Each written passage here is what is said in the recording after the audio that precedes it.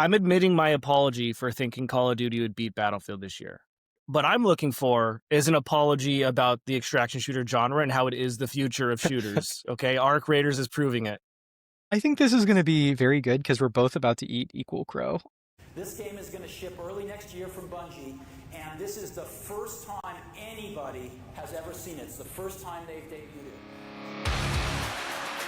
The original Doom was a really significant jump in gaming technology for the time. And there's one more thing we'll bring to Battlefield. I've got a chainsaw. I had to fight for that. Programming mods or building their own levels in Unreal. For Call of Duty, Call of Duty, Call of Duty, Call of Duty, entirely new Call of Duty, Call of Duty, Call of Duty. One of the fascinating new additions to your squad is a dog. Hey, is that about ready? These things, they take time.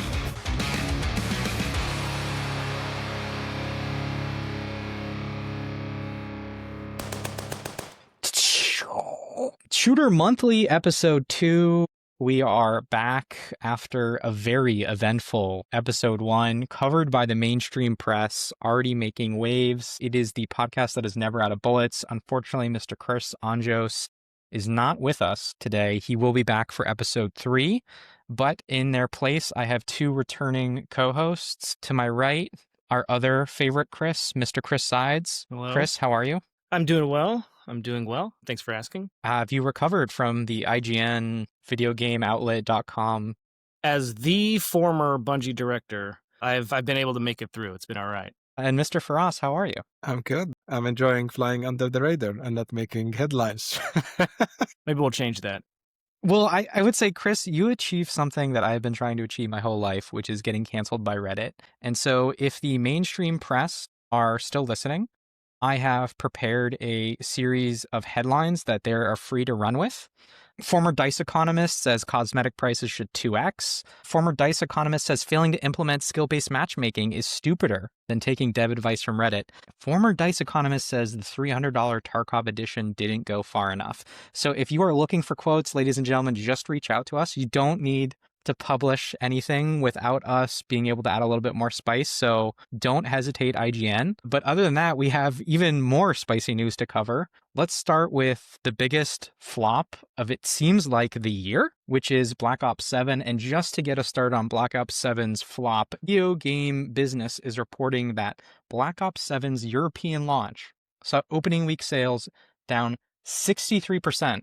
compared with the blockbuster Battlefield 6 launch during the equivalent period. And we're also seeing that Black Ops 7 is down by more than 50% from Black Ops 6.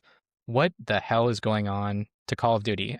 I will predict Microsoft's response. They'll say that Game Pass sales, like Game Pass players, aren't included in this data. That would be my assumption. But I'm pretty surprised. Like, I will be wrong here. I'm pretty sure last time I said that like Call of Duty would still beat out Battlefield from a player count perspective.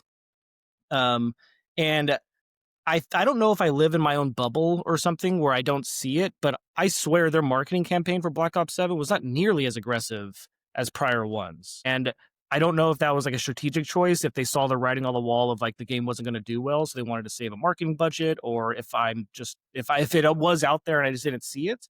But I do feel like their marketing this time around was extremely weak. Like when it launched, I was like, oh yeah, it did launch today. Like I kind of forgot about it compared to like knowing like, oh, on November 15th or whatever it's coming out.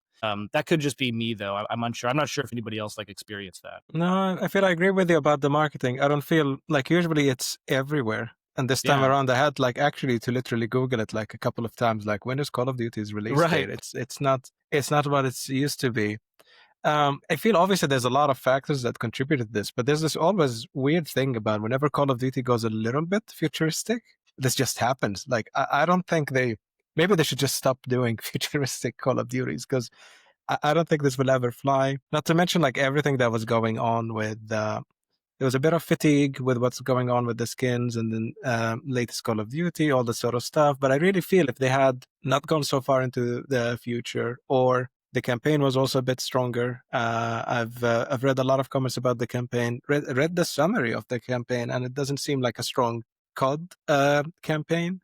Combined with the successes of like both Battlefield 6 being huge and Arc Raiders bringing something new, I think it was a perfect storm. It was interesting actually from the outside, thinking like, Arcade is sandwiched between Battlefield 6 and Call of Duty, similar to maybe like what happened with Titanfall, which was sandwiched between Battlefield and COD. And I was like, oh, yeah, it was an amazing game. Titanfall was really good, but it was sandwiched between those two giants. And I was like, it's really interesting that Arcade is releasing in between them. But yeah, maybe Arcade's success as well took some wind under the wings of COD this year. I would like to believe it was more Arc Raiders and Battlefield with my extraction bias, but it had to have some impact on the market. Not only just from like a sales perspective, but if you looked at like traditional, more modern day marketing tactics of using content creators, they're all playing Arc Raiders. A lot of those people, a lot of the traditional, I mean, you have Nadeshot and you have Nick Merckx playing Arc Raiders. Yeah, they were paid to do their like promo for COD, right? But in their free time, they're playing Arc Raiders, which I think is a pretty kind of like a subtle hint, I think, at what this kind of version of COD is doing,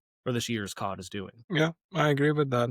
I think like there's another factor. I think Ubisoft was just like talking about this, but it's also stuff we all know, like players are buying less and less games. I think on average, the number of games the players are buying per year is lower. And if you're really into shooters, you just bought BF6, it's really huge this year. There's a good chance you're not buying COD. Combine that with it being on Game Pass, which, as you said, is going to be the Microsoft answer because it's to some degree a viable answer.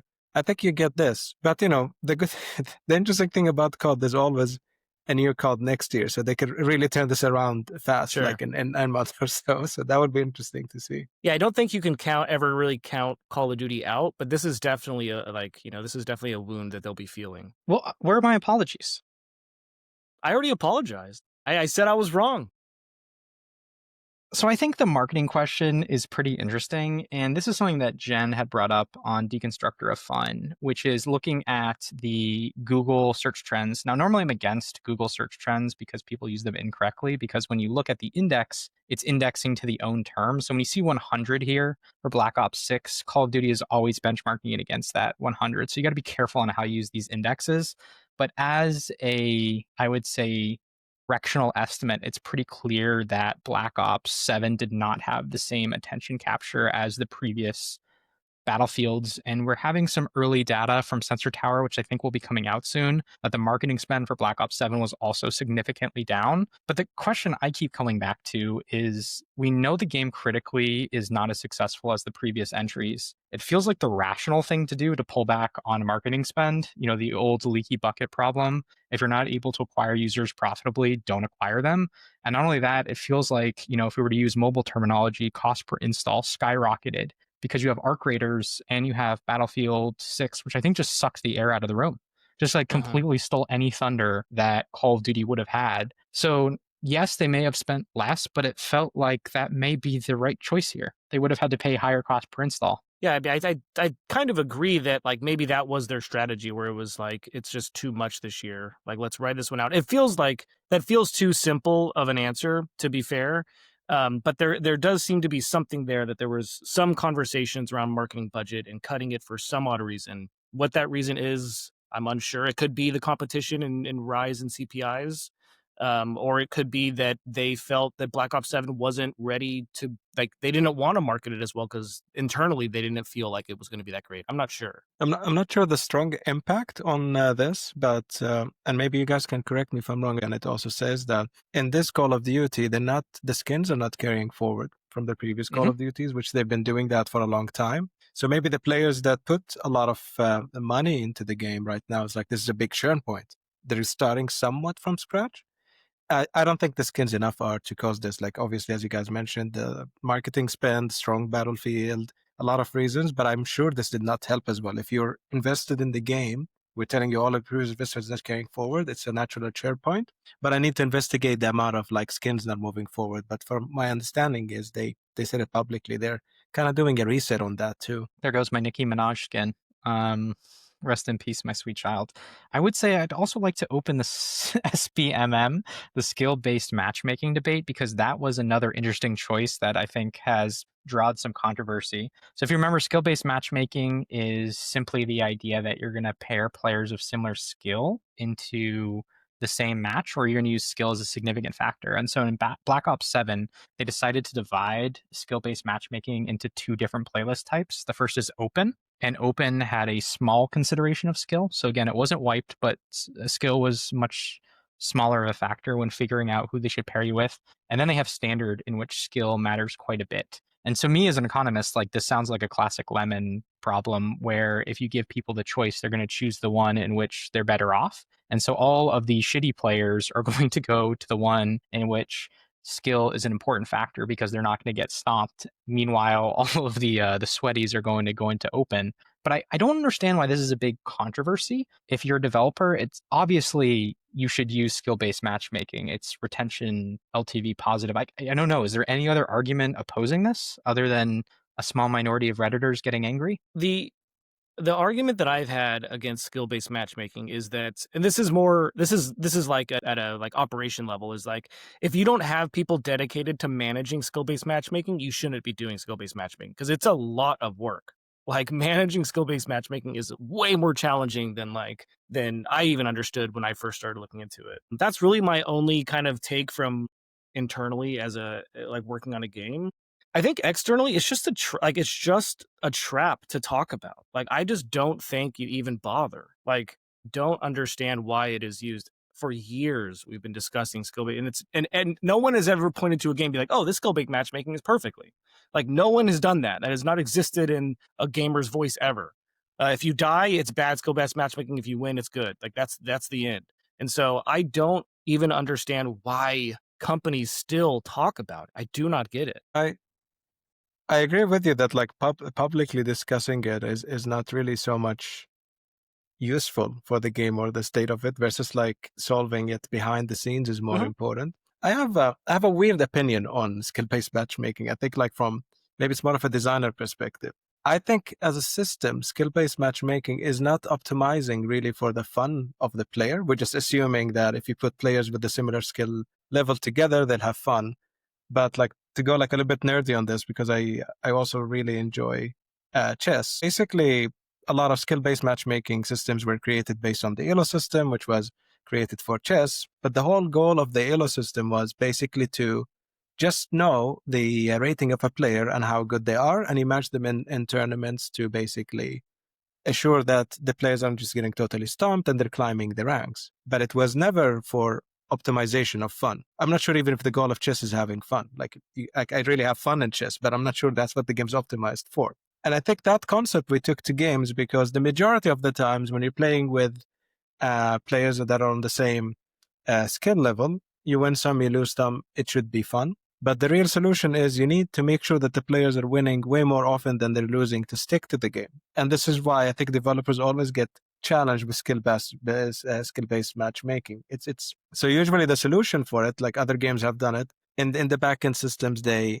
sometimes let you matchmake with players that are much lower skilled than you, so you actually win a couple of rounds so you don't churn, or they add bots to the match, or that sort of things. Because as a system itself, as you said, Chris, you either need to have active management on it, or you need to have something back in the back end that also intervenes with skill-based matchmaking. Because if you have it all the time, the players are going to lose around 50% of the time, which is really not good for your retention. But I mean, it's a zero-sum game. This to me is what's been responsible for Clash Royale's huge resurgence. And we see this all the time in Marvel Snap, is that you can introduce bots, which finally breaks that paradigm. It's not a zero-sum game. And Battlefield tried to make this move in 2042, because if you were to pull the kill inequality data, especially as the number of players in a given map increases, the amount of inequality between kills also increases. Because remember, you have to be less sensitive to skill as the number of players increases, because you're just pulling from a wider pool to be able to fill, let's say, 128 or 64 players in a server. I think we've just been at a crossroads on how to solve this, because,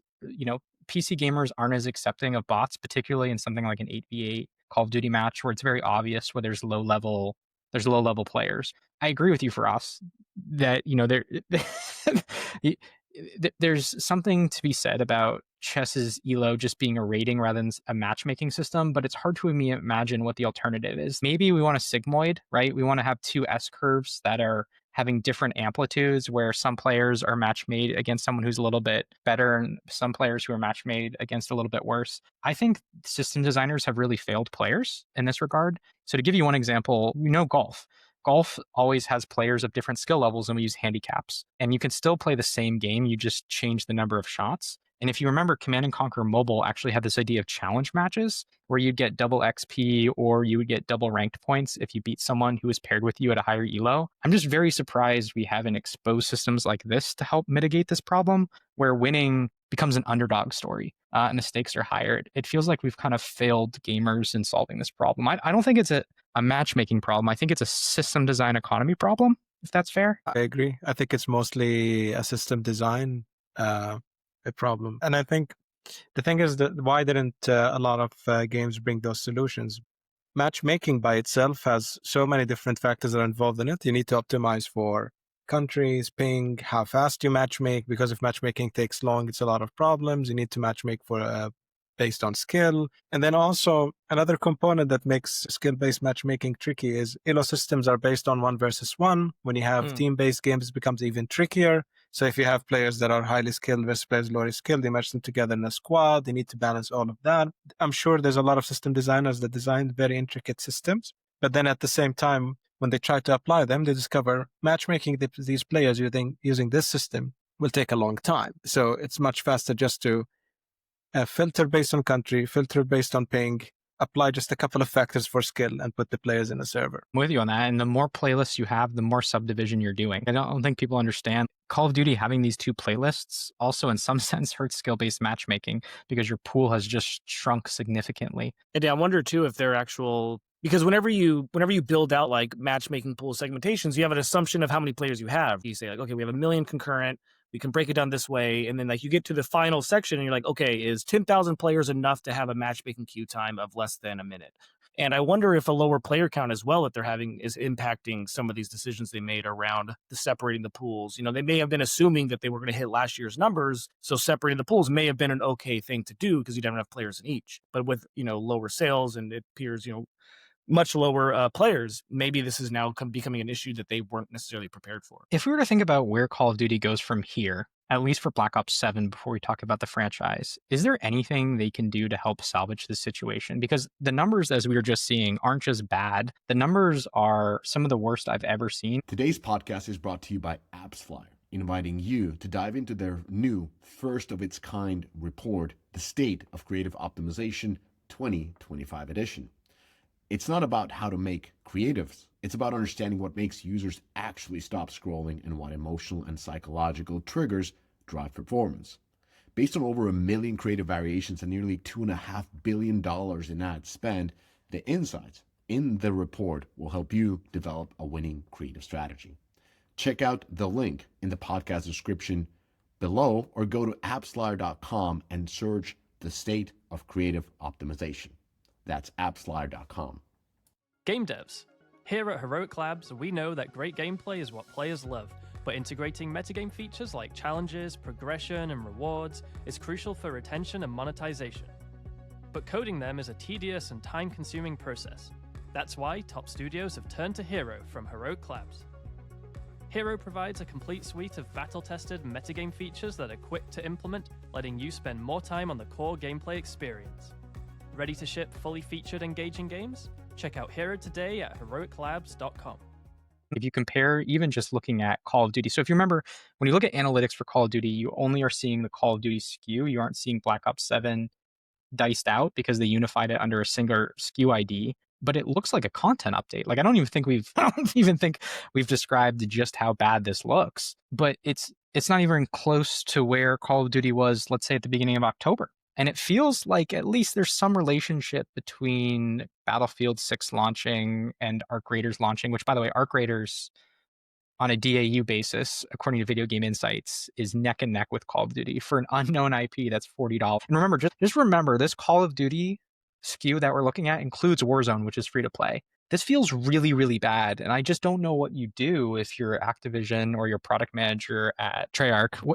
Is there anything you can do here besides, pulling out the whole 2x XP weekend playbook? Is there any other tricks you got up your sleeve to help mitigate this gaping hole of a problem? I think you have all the traditional free-to-play weekends and things like that to help. It's funny enough, I do think like Steam DB is becoming a marketer's nightmare, and I don't know if marketers have yet determined how to handle that problem. But I wonder if because it's a yearly product, they can kind of I don't want to say scrap it, but they can move stuff to somewhere else. You know, they can say like, look, we can't, spending the effort to get X amount of like incremental installs is just not worth it. Let's move, you know, all of our attention over. And I'm sure their dev, I don't even know how their dev process works. It's probably extremely complicated, but it could be something they do. They may just pull the money away. Like, let's get rid of all the marketing budget left and let's just push it towards whatever next is. Next year Infinity War, is it a Modern Warfare title? I don't, is it? Okay. Like, so maybe, No? yeah, I think move it over to Modern Warfare or whatever the next, I think it's Modern Warfare, I'm not sure. And so whatever that becomes, just move it over there. This feels like a cut and run situation, but that may be too simple of an answer. I think I kind of agree with you, Chris. It's fine also for it to be cut and run. Like, I think what I would do, I would just sit out this part of the year, because I don't think like Christmas is gonna bump up the sales so much, and then focus on the long-term Warzone comeback, which will eventually feed really well into the next title. And I think like this game will sell okayish over time. Like, it's still a Call of Duty, has a lot of fans with sales, etc. The back catalog will make some sales, but I don't think you'll have the spike you wanted, which is already what they predict with the marketing spend. So I don't think there's like one solution to fix this game. I think I would sit it out, focus on the long term for Warzone, and then, as you said, Chris, like come back with a stronger, maybe Modern Warfare or something that you know is going to sell, stronger campaign, bring people back, and have a more solid Warzone next year would be the way to go. I think what I find a bit sad though is like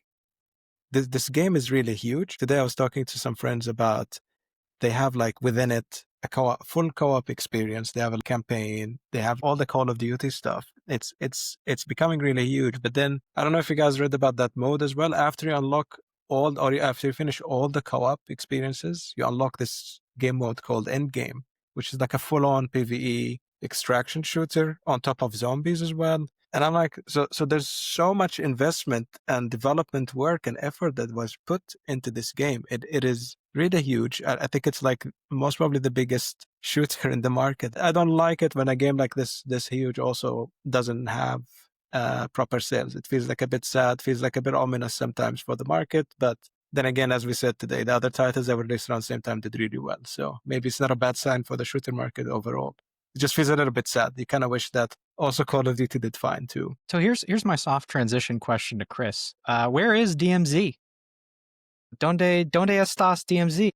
That's kind of what I was gonna jump on. You know, being the extraction simp in the call, I would say, like, DMZ launched with Modern Warfare something, I forget, like 2 or 3 years ago. And if the next one is a Modern Warfare, then it fits right in. I have to imagine, especially with Arc Raiders, because like, if you remember, like 2020 is when Tarkov popped off. And so like 2021, you started to see companies being like, we're working on an extraction shooter. We're working on an extraction shooter. Since then, it's been pretty quiet.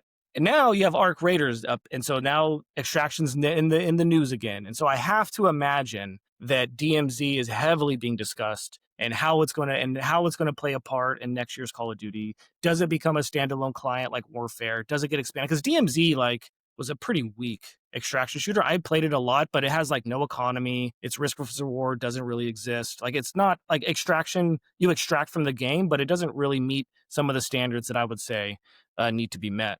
And so if they make it more of a full-fledged game, make it like a Warzone where it's a standalone free-to-play client or maybe a paid client, I think that's a strategy they can go down. Because Arc Raider's success, there's more data points that product managers at the company can point to of potential use cases for arguably,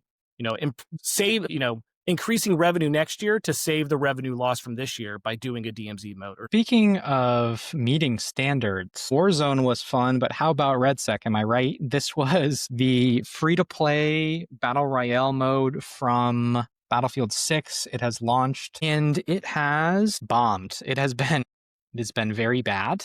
RedSec has launched, right? The free-to-play mode from Battlefield, and so far the numbers are not inspiring. We are looking at average daily concurrence on Steam 20 days after launch, which is about when RedSec launched. And for a free-to-play mode to not even reach close to the heights of where the launch product at $60 or $70 at this point, Battlefield was, seems like we should be taking some learnings from this, especially when we compare it to Warzone, which radically shifted Activision's quarter. I mean, you can just see Activision, who used to report daily active users across their portfolio. And of course, this was actually during Call of Duty Mobile. I think people forget that, as they actually launched during the same quarter. But so far, this looks like a disaster.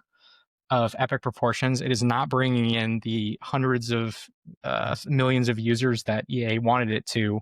I don't know. Is this the end for Battle Royale? Was this a mistake to go free to play on this mode? It is a separate SKU on Steam-ish. I'm very confused in how they've set it up on Steam. It has a separate Steam store page listing, but it does not have its own Steam DB entry. It is counted as DLC, but has a very unique Steam page that looks separate. I don't know what to make of RedSec, gentlemen. Help me. Two perspectives, and I'm really interested in Frost's thoughts here, so I'll go quick. But the first is like, yeah, I mean, releasing a Battle Royale in 2025, it's just kind of, it seems a little silly. But that's like a kind of not a very interesting perspective. I think the second one is when you look at, if you think about Warzone, if you think about the big battle royales, like what are their differentiators? You know, you have heroes in Apex, you have building in Fortnite, and in my opinion, you have the gulag in Warzone. I think those are key gameplay differentiators that each battle royale offers. I don't know what the gameplay differentiator of RedSec is. It seems like you can respawn way more, so games last way too long. And then you have the circle instantly kills you. Gulag and Warzone felt so good because it was so Call of Duty. Like 1v1 me, bro, is such a Call of Duty joke, and they implemented it with Gulag, and I thought that was so strong. I don't feel like RedSec had any gameplay differentiation when you compare it to other battle royales. That's the real like problem with it, is like you play it and you're like, okay, it's another battle royale. You don't feel anything different. I can see this, the spike of users not being as high as at launch. That is like definitely challenge. On the other end, like as we already said, Battlefield 6 has sold quite a bit this year. So it's hard to measure, obviously, the impact.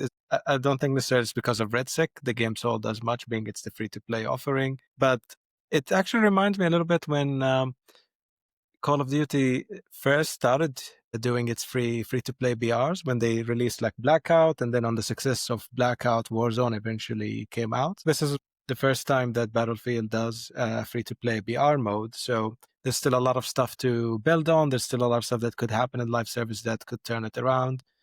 I can see what you said, Chris, about maybe leaning more into the identity. Like it's already, there's like vehicles you can get in the mode, etc. But there's maybe more stuff that you can do around there.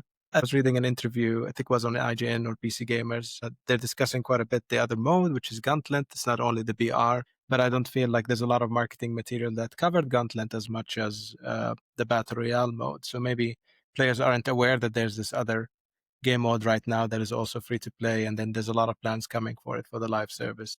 Could you explain Gauntlet for us? What is Gauntlet? It's basically, it's not a BR mode. It's totally different, and it's basically climbing up the ladder in a way. But there's so many things that you can play around with it and change it to keep it fresh. So I think maybe from what I've also read online on interviews, that seems like something they're leaning more towards to play on in the live service.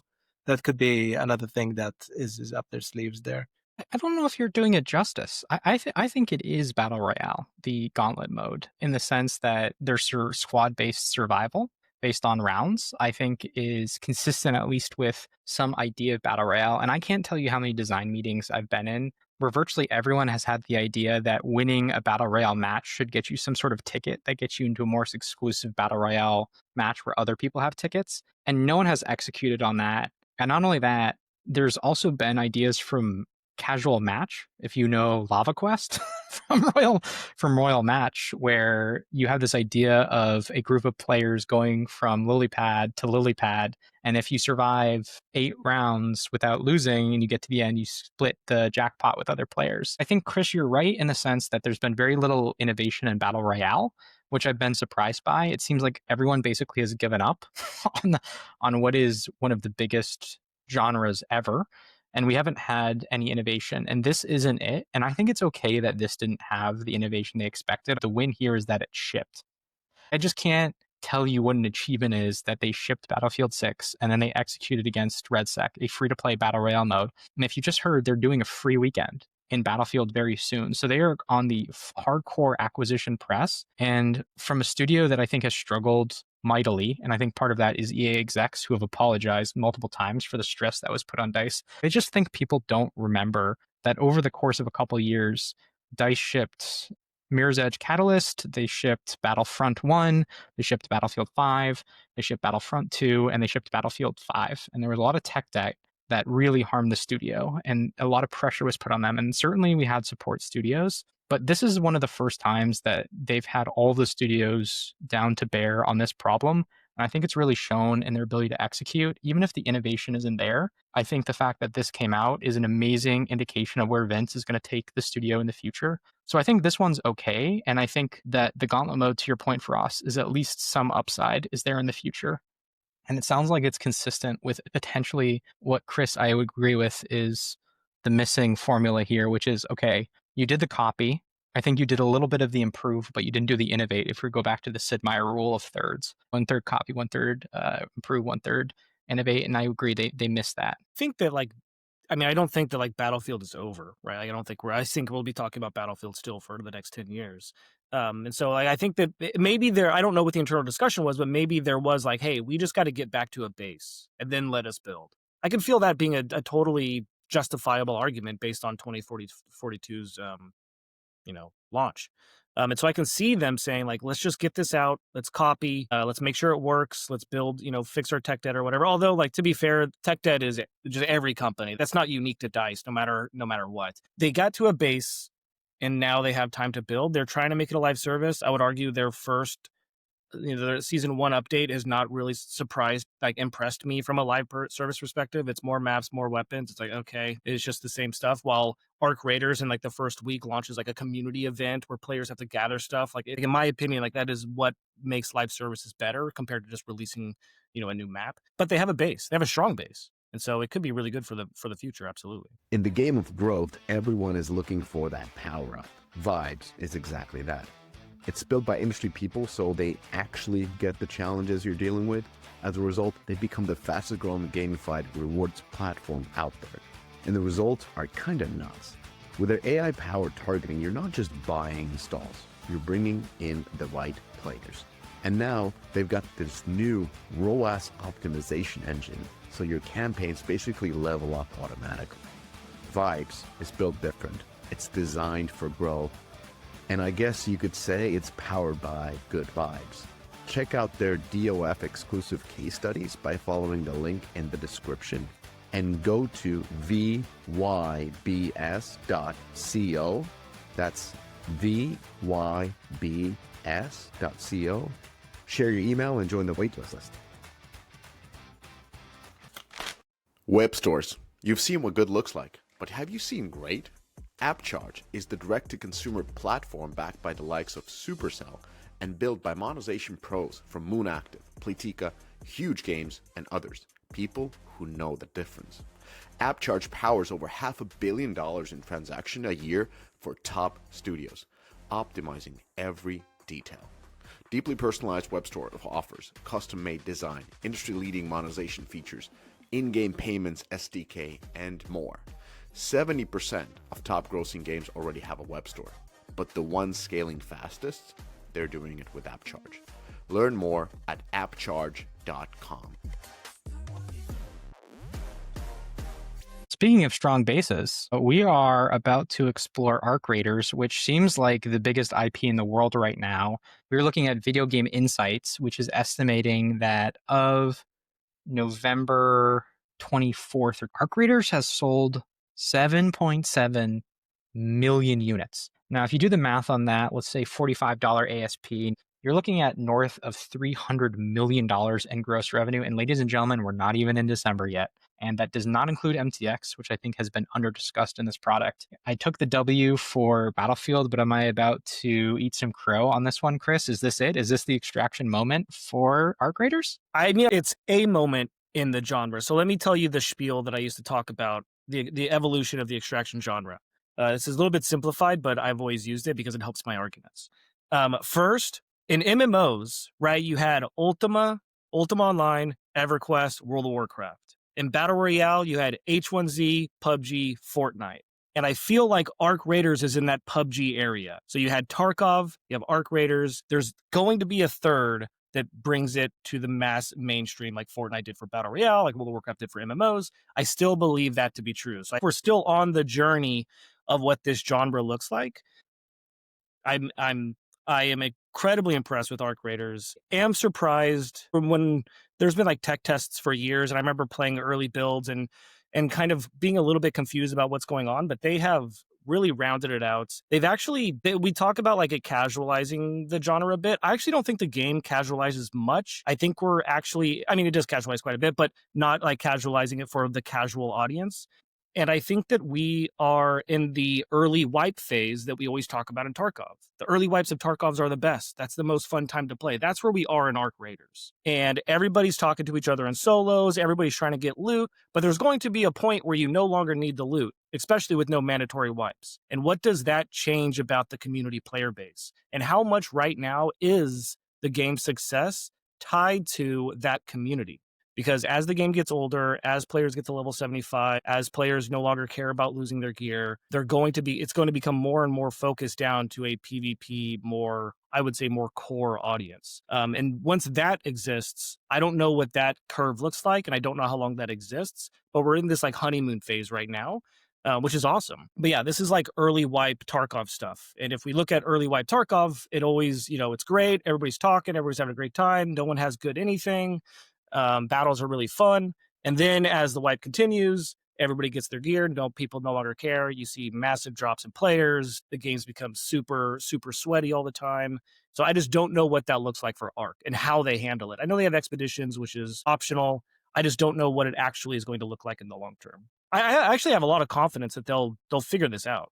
And they're absolutely thinking about it. Like, this is not a unique perspective that I have. They're absolutely thinking about this as well. And so I'm actually just really excited to see what it looks like, even in 3 months, what this game is doing. I see what you're saying quite a bit, Chris. Is one thing that I was thinking about the other day, as in like, this is obviously such an amazing start for this game. Again, it being released between the two big giants, selling as much, totally new IP, all of these numbers, like they're through the roof. So it's really amazing. I'm very happy to, again, seeing another great shooter from Sweden always makes me happy. But then I was thinking about the long term, because again, this you start the game, the honeymoon phase, etc.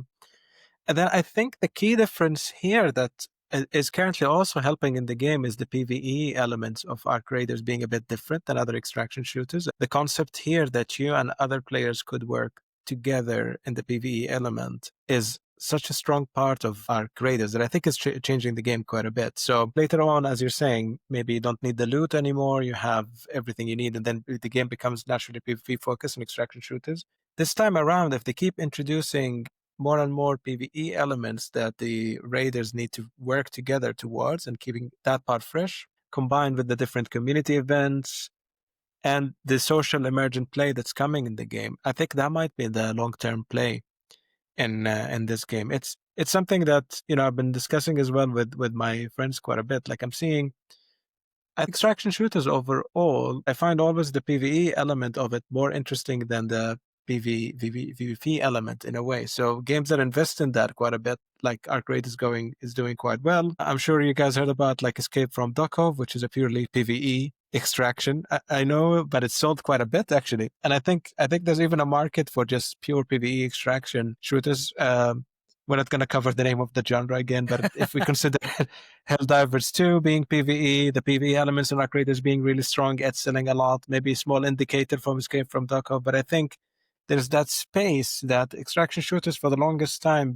have been appealing to hardcore players that are really, really good at PvP, and the E part was on the side. Maybe the E element being in the forefront and the social element being in the forefront and the PvP taking a back seat is the way for this genre to reach mass appeal a bit more than before. I asked our last episode what made Arc Raiders different than all the other extraction shooters before it, and now that I've had a chance to play it, it's much more obvious to me. And one of the things we talked about was this idea of it not being an extraction shooter, but more of an extraction adventure.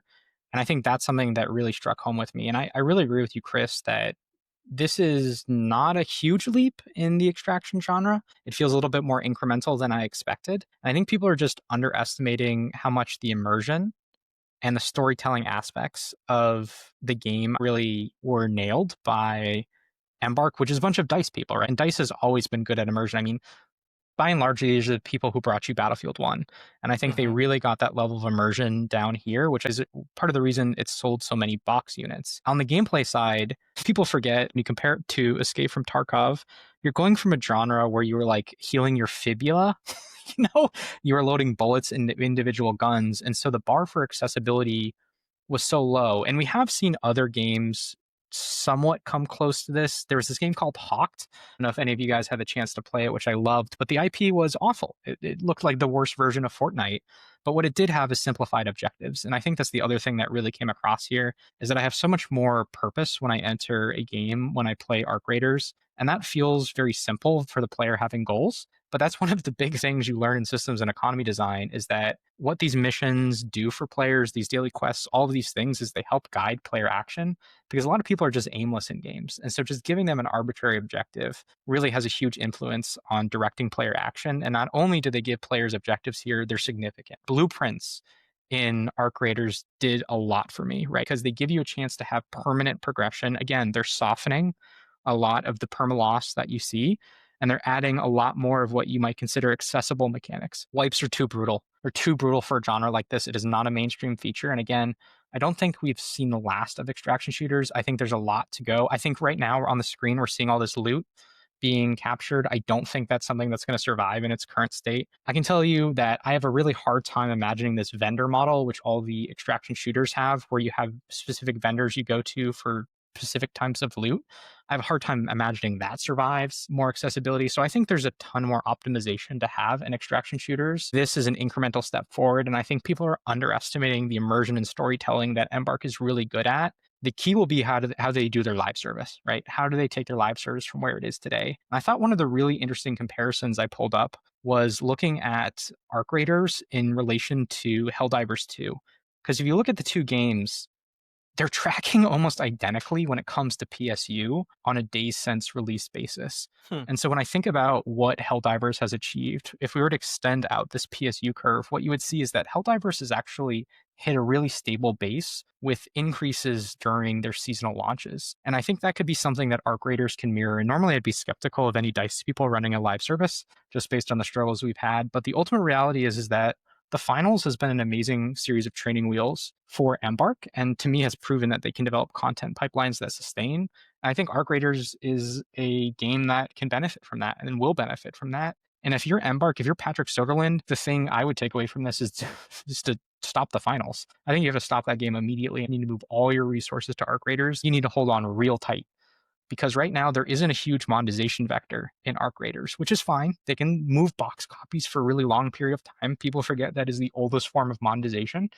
It's just selling box copies. But they do have to start to think about how monetization is going to work in this game. And I think they're going to face some real struggles in figuring that out. And I think that remains to be seen, right? If you remember, Call of Duty DMZ was playing with this idea of selling insurance slots that were tied to characters. So monetization norms haven't been developed yet for extraction shooters, and I don't think it's going to be cosmetic only. This has been a problem in the West, and so I'm also curious to see if Arc Raiders will have any answers here beyond the usual to be able to sustain development. It's interesting you're comparing in this graph Helldivers 2, because I think what I saw in the game, there's early exploration of monetization that's a bit similar to Helldivers with the dex system. I think the Arc Raiders decks are mostly cosmetics, but with every page there's a pack that contains some gameplay items. So I think they're already experimenting with the war bonds monetization. I don't think they can go as aggressive with gameplay, again, because it's a PvE-VP game, not just PvE like Helldivers. And I agree with you when it comes to the store. I don't think the monetization is there yet. So the long term, it seems right now this is more on focusing on boxes. I think they did a cool thing with they've reduced the prices of cosmetics and then refunded the hard currency to the players that have already purchased some of the cosmetics. I think it's such a smart move. Maybe I am only speculating, maybe the store wasn't performing as much, but at the same time, the players are reacting to the prices. So you're focusing on, well, this is the right way to move more boxes right now. We get better PR. Come on, man. You really think the price elasticity of cosmetics is such that the drop in price they saw resulted in more than an increase in demand for the cosmetic themselves, or you think they made it up in box units? I wasn't saying that because they reduced the prices in cosmetics, people bought the game more. I'm just saying from a public perspective, there was some players complaining about the prices, and now you've taken care of that. You've reduced the prices. When are they not when are they not complaining about the prices? I think you have a point that a lot of times the players do complain, but at the same time, why not have like all your messaging be positive about the game? If you have like a key negative area right now, because you sync your norms, you sync your ability to set prices you're losing a whole stream of LTV. So 20% now is 20% you're not going to have for the rest of the game's life cycle. That to me is a huge multi-million-dollar decision. It is.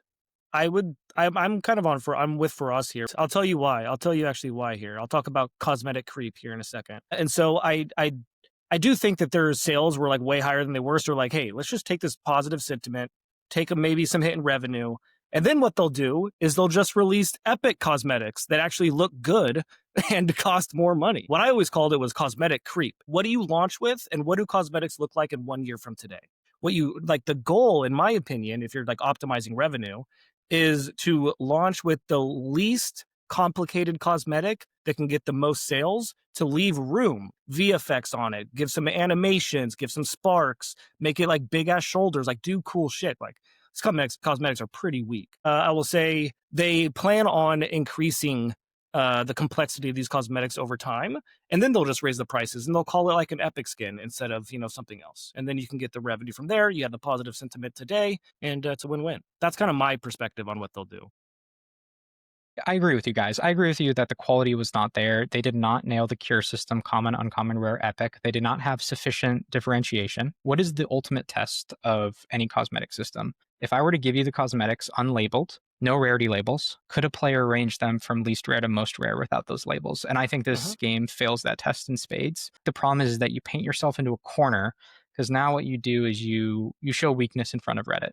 I think that is a mistake from a community management perspective, because now the norms for what monetization are have been reduced significantly in my view, and moving them up again is going to ignite a shitstorm. And now that you've shown weakness, they smell blood. If they smell blood, they'll go after you. They're looking for an effigy. And so I think it's going to be very challenging to work your way back up. Obviously the the right answer is that you shouldn't have set them at this price point in the first place. But I do feel like you're in a place where I think you should have swapped out the cosmetics when you had the new cosmetics ready to go. I would have done reduce the old ones, introduce the new one. I wouldn't have reduced them at this time.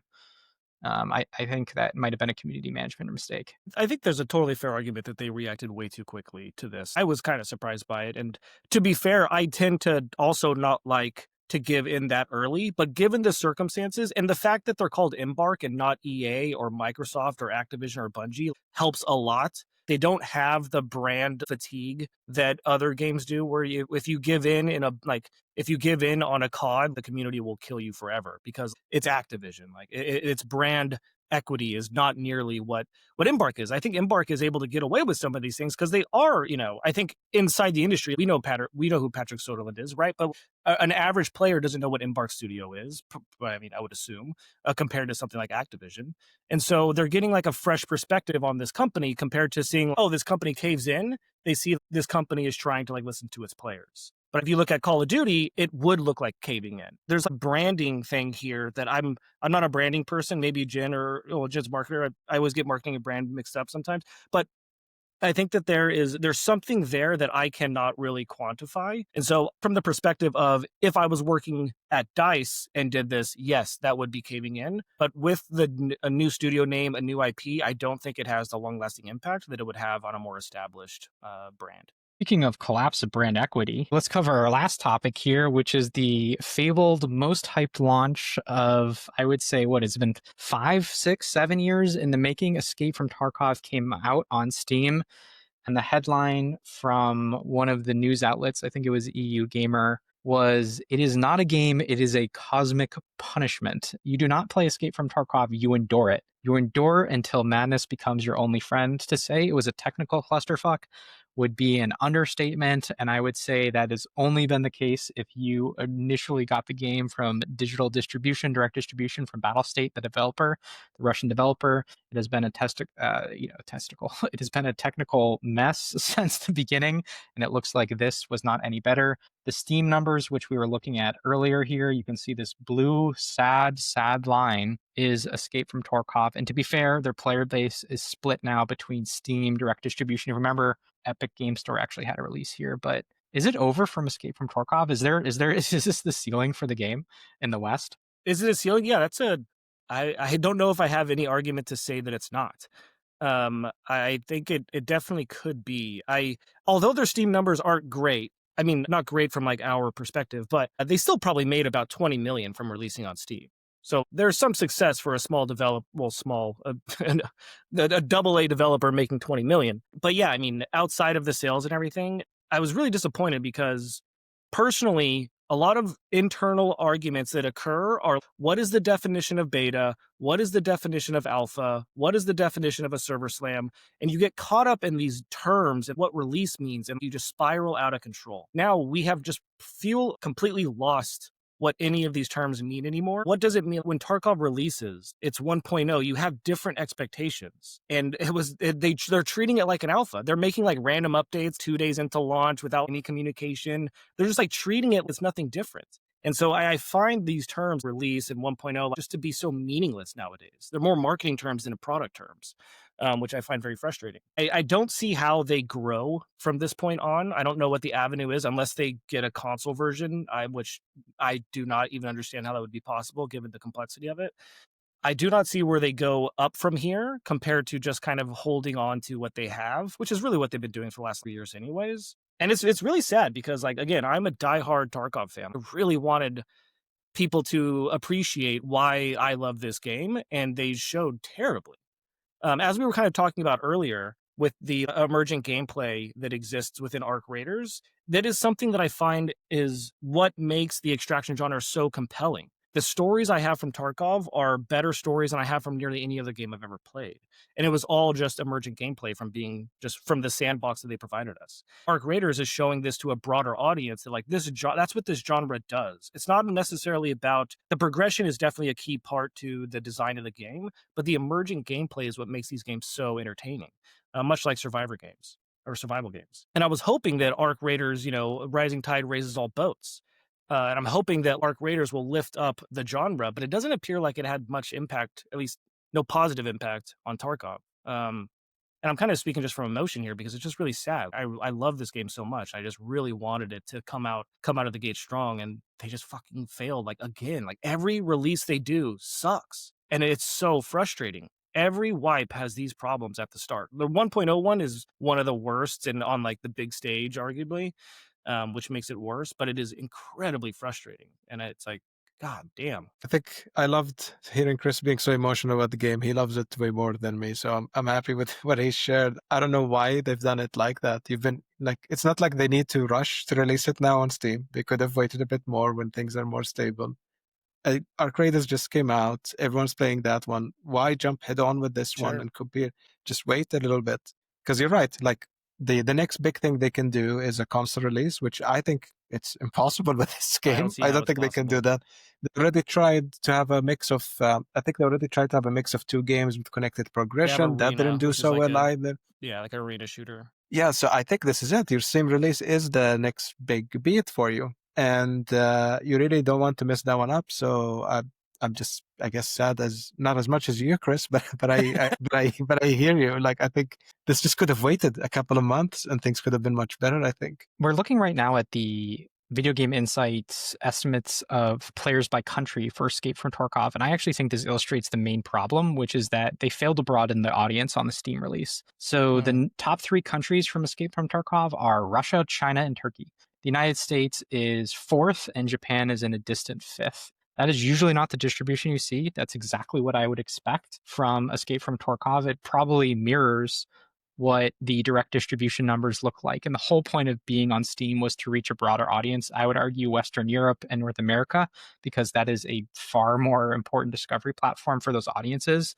The fact they were not able to achieve that, to me, says there's been huge marketing problems in being able to reach this audience. I think they got publishing problems in addition to their technical problems. And the fact that these numbers, I would argue, again, probably look closer to the direct distribution is a symptom of broader problems that Battlestate is having as a Russian studio, too.